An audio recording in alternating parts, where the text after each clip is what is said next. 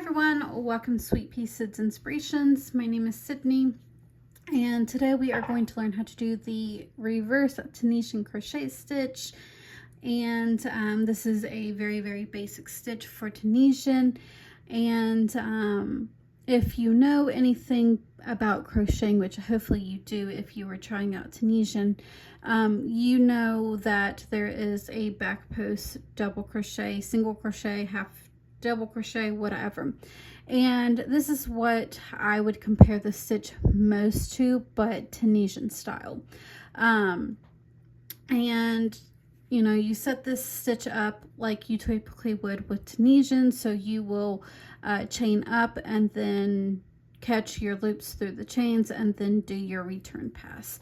So that very first stitch is going to, that's on your loop, will count as a stitch. Now I have found that working in the very first stitch is a little tricky, so I just decided to go ahead for tutorial purposes to do a simple stitch. But to do the reverse stitch, like I said, it's very simple to a back post crochet stitch. So what I have found to be the easiest is go in like you would with a back post, and you have two bars here. You have this very front bar and this back bar. We are going to catch that back bar doing a reverse stitch. So like I said, I will go in like a back post stitch, but just catching the back vertical bar, not both of them, but the back vertical bar only, and then draw up a loop. So again, I'll go in between the two stitches and catch that only back vertical bar. You see what I'm doing? And just draw up a loop. That is what I have found to be the easiest, but if you just want to turn your work to the back side and try to grab the loop that way, you can do that as well. So like that, you can do it like that as well.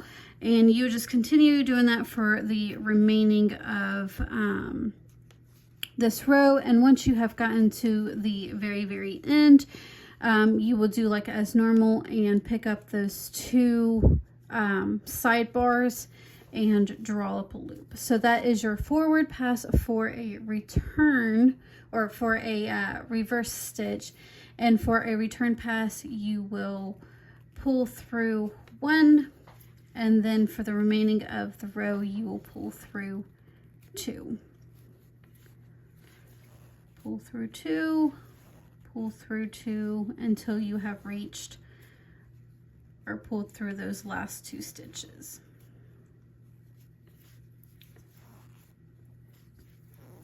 Whoop. And that is how you do a reverse Tunisian crochet stitch.